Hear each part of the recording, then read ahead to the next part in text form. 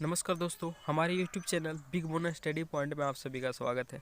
दोस्तों, आज मैं इस वीडियो में बिहार सरकार के द्वारा कोविड-19 का जो लॉकडाउन का गाइडलाइंस निकाला गया है उसके बारे में हम लोग देखेंगे और साथ ही साथ बिहार सरकार के द्वारा जो विभिन्न प्रकार की भर्तियां निकाली गई है और शिक्षण संस्थान पे क्या प्रभाव पड़ने वाला है, तो उसके बारे में भी हम लोग बात करेंगे।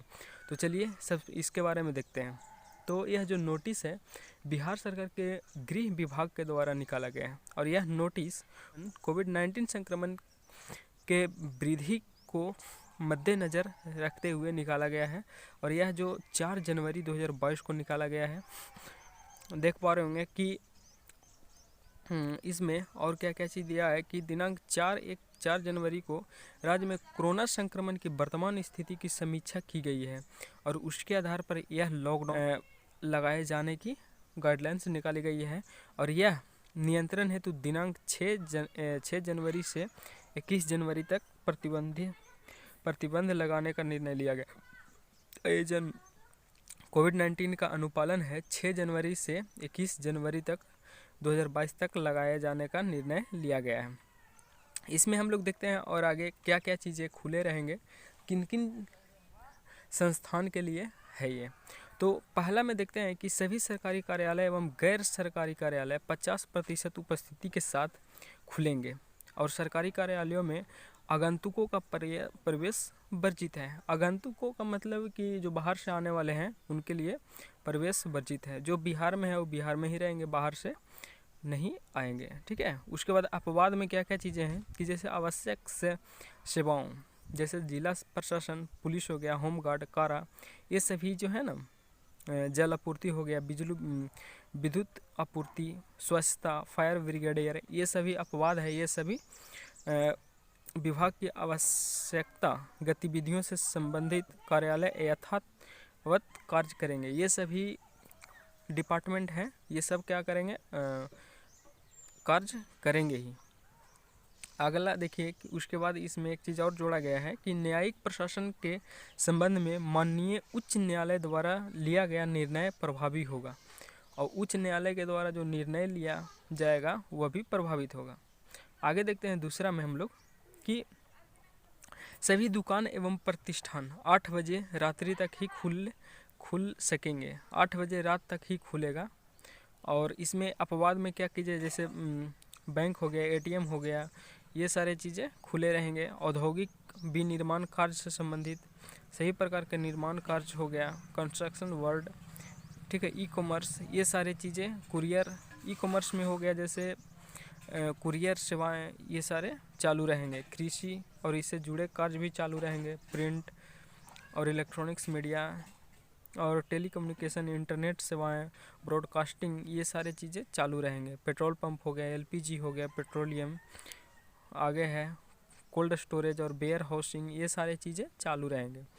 निजी सुरक्षा सेवाएं हो गया और ठेला पर फल एवं सब्जी घूम कर बिक्री कर सकेंगे। इसमें कोई रोकथाम नहीं है। आगे देखते हैं कि जो दुकान खोलेंगे उसका क्या क्या गाइडलाइंस है, तो क्या क्या चीज़ को अनुपालन करना होगा शर्त को। तो देखिए, दुकान है ना, हमेशा मास्क पहनना अनिवार्य रहेगा और फिर जो दुकानदार रहेगा अपना काउंटर पे सैनिटाइज़र का व्यवस्था करना अनिवार्य रूप से है उसका। और जो दुकान परिसर होगा उसमें सोशल डिस्टेंसिंग यानी 2 गज का दूरी को पालन करना भी अनिवार्य है। और यदि ये सारे शर्त पालन नहीं करेंगे तो जिला प्रशासन द्वारा जो अग्रेतर का कार्रवाई की जाएगी वो भी मान्य होगा, उसे मानना पड़ेगा। अगला है कि शिक्षण संस्थान प्री स्कूल से 8वीं कक्षा तक के लिए विद्यालय एवं कोचिंग संस्थान बंद रहेंगे। ठीक है। और ऑनलाइन शिक्षण को बढ़ावा दिया जाएगा और 9वीं और उच्च कक्षाओं से संबंधित विद्यालय, कोचिंग व शिक्षा संस्थान 50% उपस्थिति के साथ खुले रहेंगे। यानी 1 से 8 तक के जो स्कूली पढ़ाई रहेगी और कोचिंग संस्थान ये सभी बंद रहेंगे, लेकिन 9, 10 और इससे ऊपर का जो कोचिंग संस्थान वो सभी खुले रहेंगे 50% उपस्थिति के साथ। और ऑनलाइन शिक्षण, और इसमें ऑनलाइन शिक्षण को प्राथमिकता दी जाएगी। चौथा में है कि सभी धार्मिक स्थल और श्रद्धालुओं है ना के लिए बंद रहेंगे। और सभी cinema hall, shopping mall, club, swimming pool, stadium, gym, park और उद्यान पूरी तरह बंद रहेंगे। ये सारी चीज़ें बंद रहेंगे। अगला है हमारा छठा कि रेस्टोरेंट एवं खाने की दुकान का संचालन आगंतुकों की बैठने की कुल क्षमता के अधिकतम 50% का उपयोग के साथ अनुमान्य होगा। यानी रेस्टोरेंट है उसमें पूरा जितना भी सीट है उसका 50% का ही उपयोग अनुमान्य होगा। अगला जो है कि विवाह समारोह अधिकतम 50 व्यक्तियों के उपस्थिति के साथ आयोजित किया जाएगा। और इसमें डीजे और बारात जुलूस ये सब का इजाज़त नहीं होगा। और यदि किसी का विवाह है तो उसे पूर्व, ठीक है, सूचना स्थानीय थाना को कम से कम 3 दिन पूर्व देनी होगी। और अंतिम संस्कार या श्राद्ध कार्यक्रम के लिए 50 व्यक्ति की अधिकतम सीमा रहेगी। ठीक है। अगला जो है हमारा कि 8वां सार्वजनिक परिवहन। सार्वजनिक परिवहन में निर्धारित सीट की क्षमता के 100% की अनुमति रहेगी। यानी जितना सीट जो दिया रहेगा बस उतने ही लोगों की बैठने की अनुमति एवं परिवहन की अनुमति दी जाएगी। ओवर क्राउडिंग नहीं होनी चाहिए और सभी यात्रियों के लिए मास्क पहनना अनिवार्य होगा। 9वां जो है हमारा कि निजी वाहनों में तथा सार्वजनिक स्थलों एवं मार्गों पर पैदल चलने वालों के लिए हमेशा मास्क पहनना अनिवार्य होगा। 10वां जो हमारा है कि सभी प्रकार के सार्वजनिक एवं निजी प्रकार के सामाजिक, राजनीतिक या मनोरंजन जैसे खेल कूद, मनोरंजन है ना, शैक्षणिक, सांस्कृतिक एवं धार्मिक आयोजन 50% क्षमता एवं अधिकतम 50 व्यक्तियों की अधिसीमा में ही जारी किया जाएगा। ठीक है, संचालन किया जाएगा। और SOP के अनिवार्य अनुपालन के साथ साथ आयोजित किया जाएगा। ठीक है, जो गाइडलाइंस जारी किया गया है उसका अनुपालन करना ही होगा, इसके साथ ही आयोजित किया जाएगा। अगला जो है हमारा 11वां, राज्य में रात्रि 10 बजे से 5 बजे तक नाइट कर्फ्यू रहेगा और उक्त अवधि में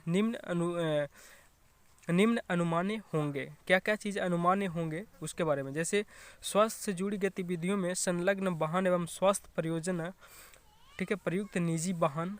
अगला जो है अनुमान्य कार्यों से संबंधित कार्यालयों के सरकारी वाहन, वन प्रबंधन में संलग्न वाहन, सभी प्रकार के मालवाहक वाहन।